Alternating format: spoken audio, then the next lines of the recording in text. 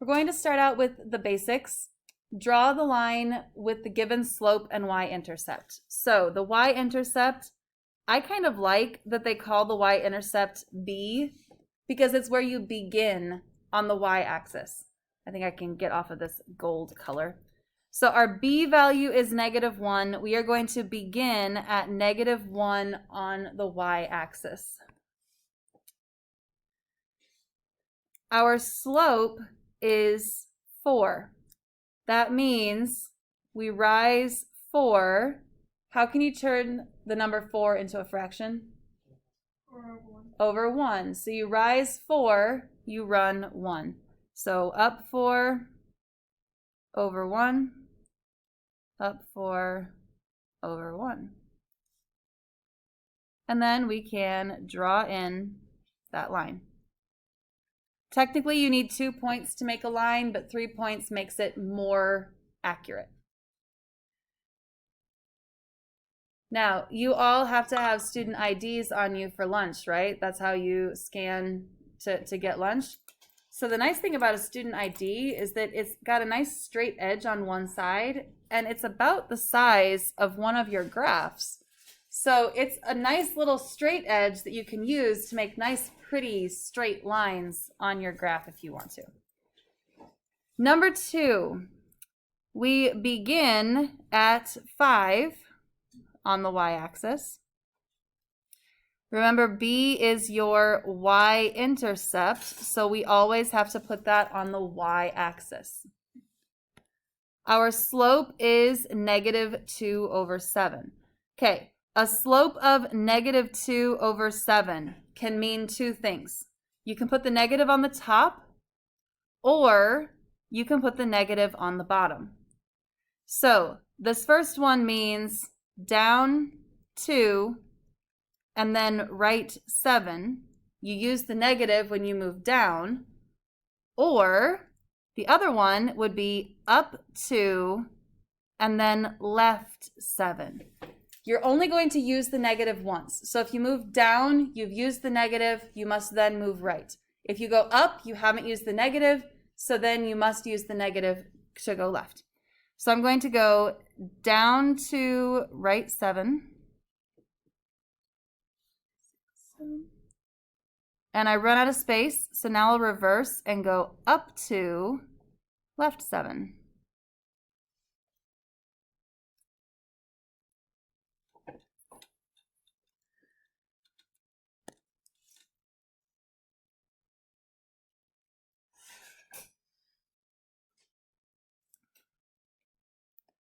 Then you can put your straight edge along those points and get a nice pretty line. Try to always put arrows on the ends of your lines just to show that this line would continue extending in both directions. Okay, graph the equation using slope-intercept form. This is no more difficult than what we just did. You just have to remember that slope is the one that's with x, and b, the y-intercept, is the number that's by itself. So in number 3, our slope is 3/4, and our y-intercept is -2. So on your own, I would like you to try graphing number 3.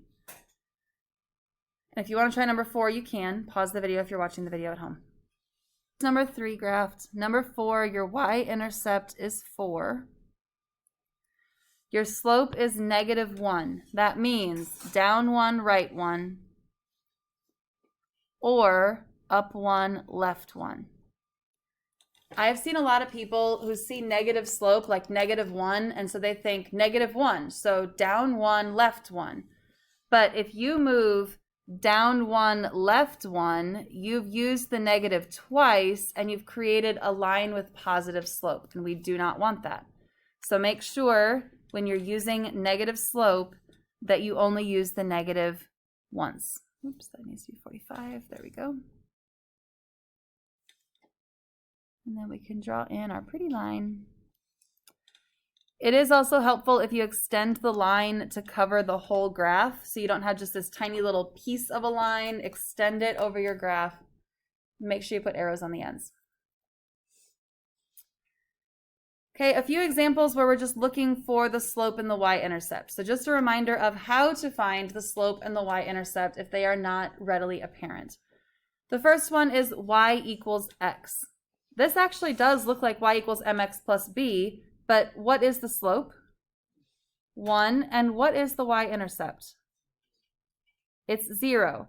And I want us to practice writing the y-intercept as a point.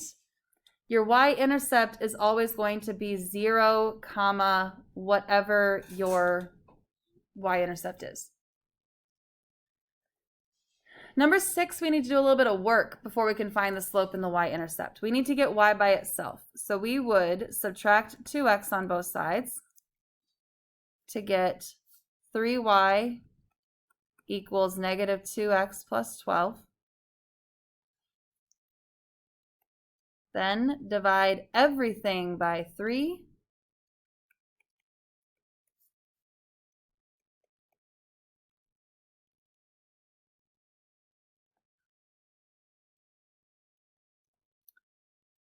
Once we do that, what is our slope? Negative 2/3, and our y-intercept will be the point 0, 4. Okay, try number 7 on your own, and then we'll talk about number 8. So number 7, the one weird thing is that when you subtract the 2x, you still have a negative 5y, so you have to make sure you divide everything by negative 5.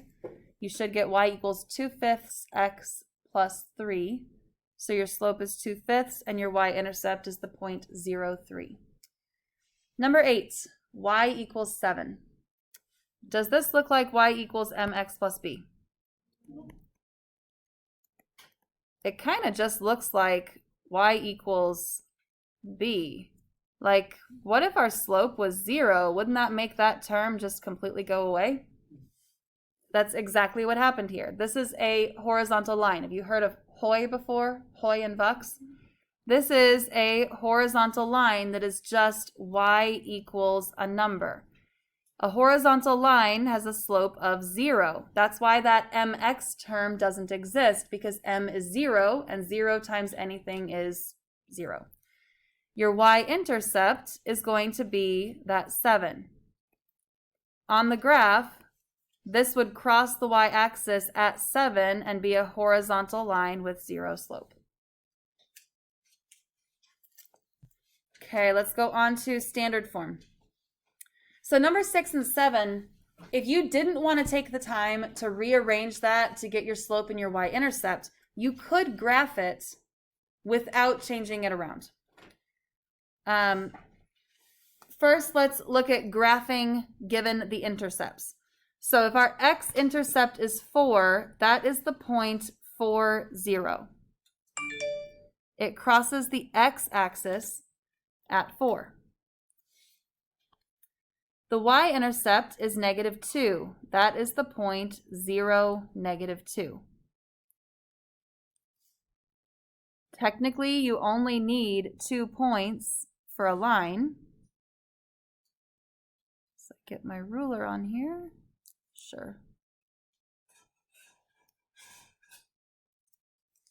And there's our line. We're going to skip number 10 because I don't want to do an x-intercept of a half. What I want you to notice is if the x-intercept is 4, the y-coordinate of that is 0. The y-intercept is negative 2. The x-coordinate is 0. You're putting 0 into the other letter. So the x-intercept happens when y is 0.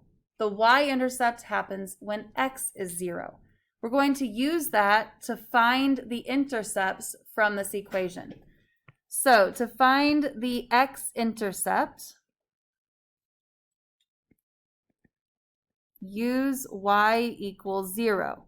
So 2x minus 0 equals 6. That ends up being 2x equals 6. What's 6 divided by 2? 3. Our x-intercept The x-coordinate is 3, the y-coordinate is 0. So our x-intercept happens at the point 3, 0. For the y-intercept, you're going to plug 0 into the x. 2 times 0 minus y equals 6. 2 times 0, that's going to cancel that term out completely. We have negative y equals 6, which means that positive y equals negative 6. That's the point 0, negative 6. Here's what I love about standard form.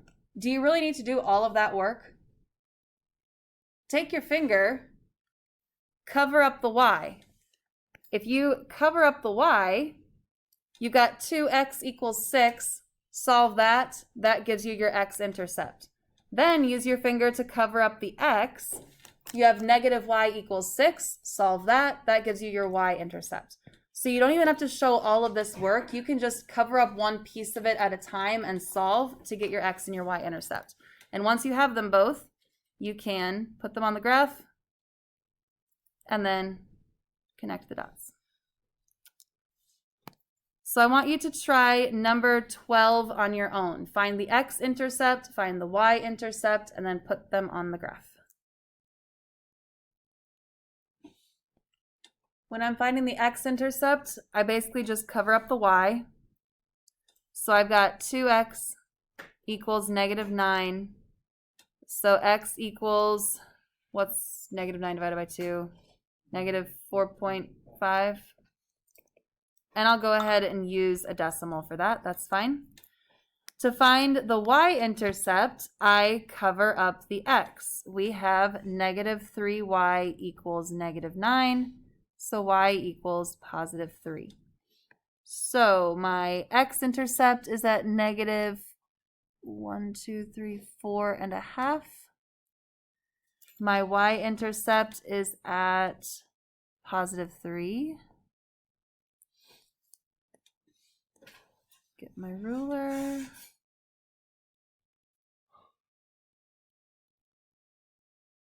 This looks a lot easier on the screen than it actually is. And let's draw this one in gold, because, you know, why not?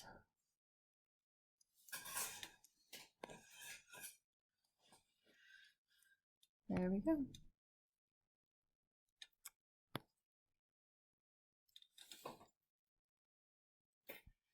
Okay, the last thing we need to talk about is horizontal and vertical lines, and we already kind of touched on this. We've got hoy and vux.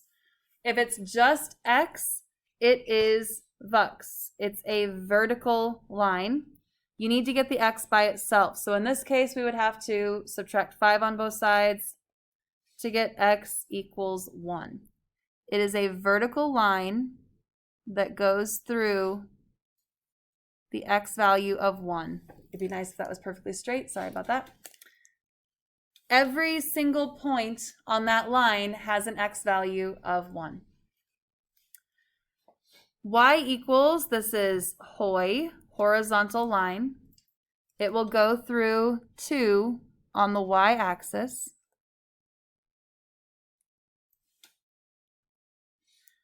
Vertical lines only have an x-intercept.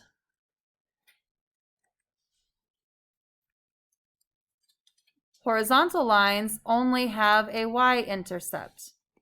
So if you are ever asked, what's the x-intercept for a horizontal line?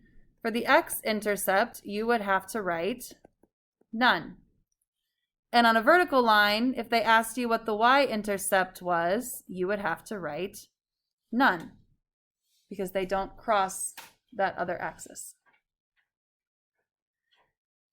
All right, I think that is all. Is that all? Yay, that's all.